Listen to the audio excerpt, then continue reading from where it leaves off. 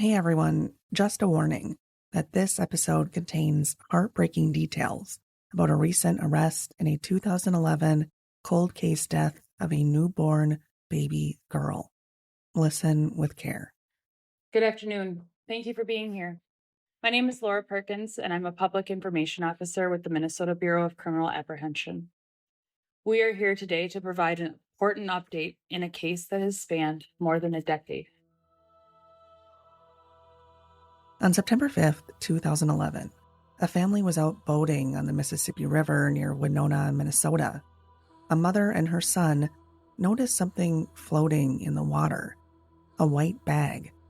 They thought it was trash, and so they picked it up. They were keeping the river clean. As they got closer, they realized it was a white tote bag. And when they retrieved the bag from the water, they discovered something infinitely more precious than garbage. It was a 7-pound newborn baby girl, seemingly untouched, swaddled in a green t-shirt and wrapped in 2 plastic bags. Alongside this baby girl were 4 porcelain angels and a seeing eye bracelet, a symbol of protection. The discovery sent shockwaves throughout the community of Winona, which has a population of just 26,000 people. Residents rallied together to honor the nameless baby girl, who they lovingly refer to as Baby Angel. They held a funeral, attended by 150 people. Residents donated funds for a beautiful tombstone, and law enforcement officials raised money each year for flowers to be placed on her grave. While her identity and circumstances were unknown for nearly 14 years, she was loved and cared for by the people of Winona. For more than a decade, law enforcement officials in Winona worked the case, first without any promising leads, but then forensic genealogy came into play. In a 2022 interview with The Vault, Winona County Sheriff's Office Chief Deputy Jeff Mueller said forensic genealogy was at the heart of the investigation. He seemed confident.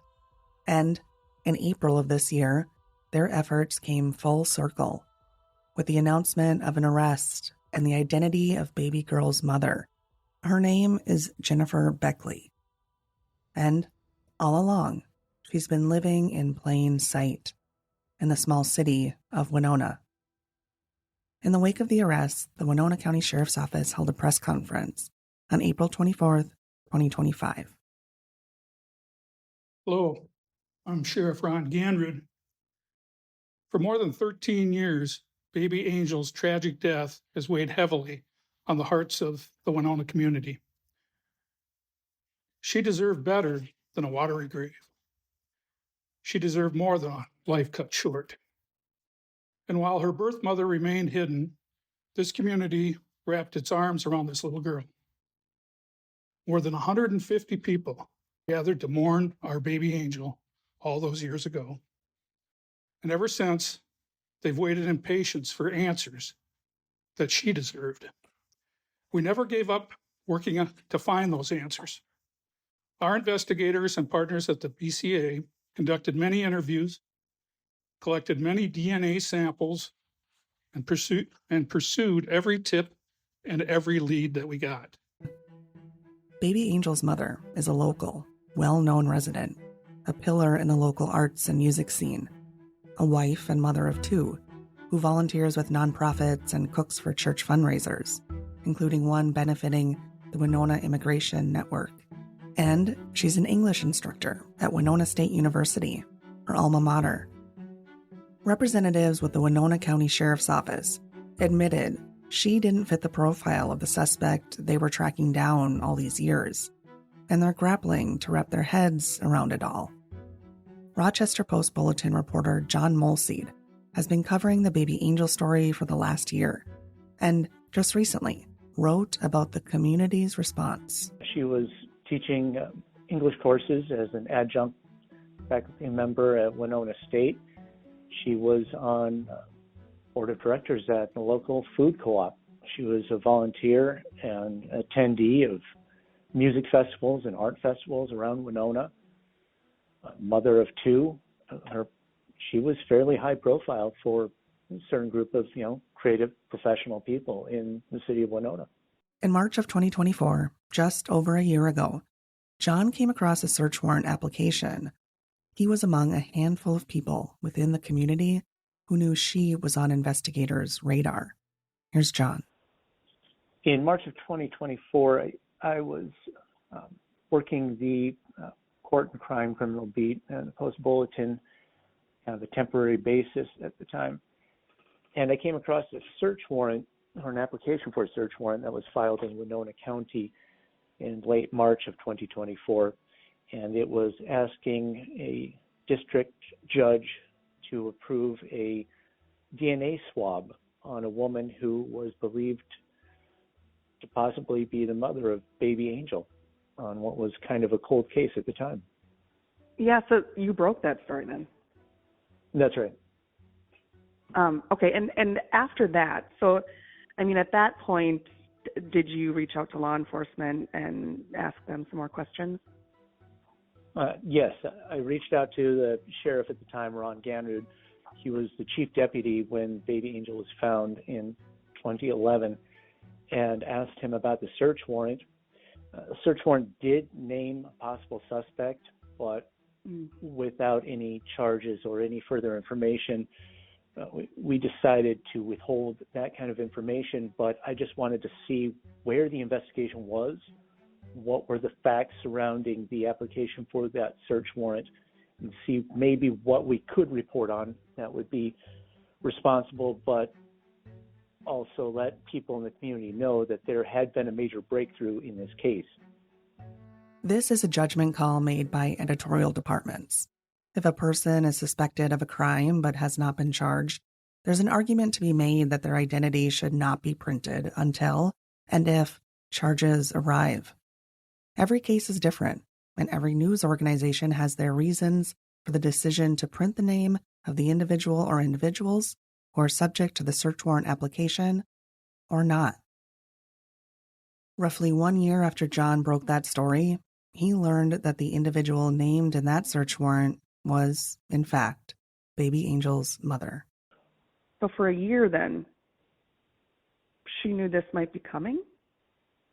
Yeah, the company that Winona County Sheriff's Office had been working with, Firebird Forensics Group, had approached Winona County back in 2023 with a possible match. So deputies contacted her in May of 2023, almost a full year before this search warrant was filed. Wow. And she declined to provide a DNA sample at the time. She said she needed more time to research the forensics company. Deputies went back to her about a week later. She again said she needed to research the company, hadn't done that yet. And the next contact the sheriff's office had with her was from an attorney requesting any future contact with her be made through him. That is when they filed the search warrant application for Baechle's saliva. Investigators obtained a court-ordered warrant requiring Baechle to provide the DNA sample. Once she did, and not long after we got that, the BCA confirmed that Baechle is baby Angel's mother. Since then, we've continued our investigation, attempting to learn everything we could about how baby Angel died and why she was placed in the river. We don't have all the answers. We know who is responsible. According to the criminal complaint, baby Angel sustained head injuries before being placed in the river. The umbilical cord had been cut with a sharp instrument. All signs indicate the baby did not receive medical care at the time of her birth or after. Naturally, the community and the public in general have some questions. We do too. What was going on in Baechle's life in 2011 and 2010? According to John's reporting, Baechle traveled to Kazakhstan in 2008 after graduating from Winona State University.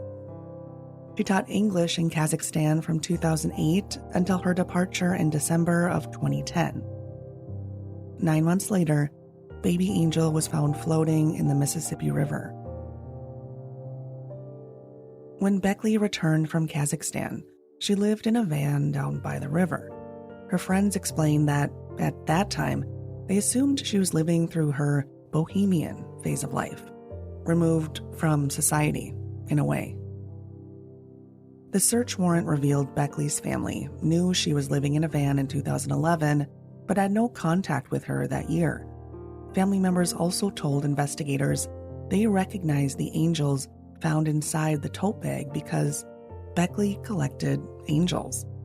Her family gave her an angel every Christmas.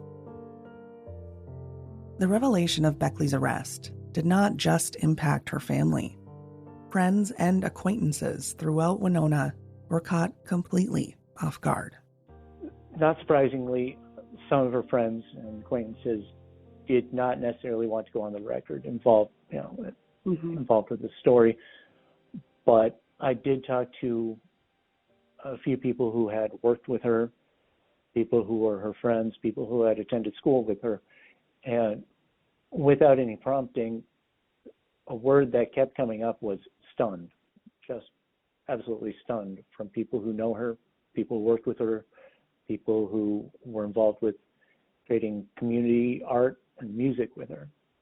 Dave Brandt was the Winona County Sheriff at the time of baby Angel's discovery. The moment he laid eyes on her is forever etched in his memory. Here he is, talking to a group of reporters. Well, I seen that baby, and I never could get her out of my mind what she looked like. It looked like she was just sleeping when they brought her off the river. And it's just that the way that had to happen, that baby could have been adopted or turned over to somebody or left at the fire department or a hospital or something and had the proper care and taken care of that way. And I just feel it was very out of place for a person to drop it in the river. And I think the people that found it, I believe that God saw what had to be done and it turned, and these people picked it up, and then I got involved in my department, and this is what happened. Now we get the total ending of it. It's interesting to think about the possible number of times Baechle and Brandt crossed paths in the grocery store, at a local cafe, or even just driving down the road.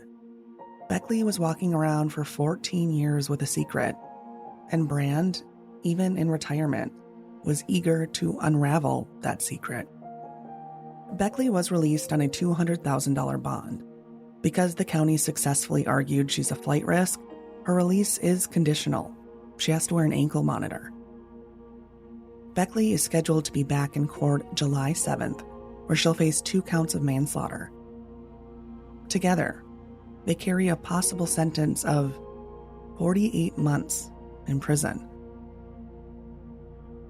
To see the Rochester Post Bulletin's ongoing coverage on this story, visit postbulletin.com. And hey, listeners, I'm curious, what do you think about the possible 48-month sentence Baechle could receive if convicted for manslaughter in the death of her baby? Let us know in the comments section of Apple Podcasts. You've been listening to The Vault, a Forum Communications podcast. I'm Trisha Trinskis. While this has been a one-off episode dedicated to baby Angel, be sure to check back for updates on Baechle's case as it plays out in court. A special thank you to the team at the Rochester Post Bulletin for capturing audio from the press conference for this story. Thank you for listening.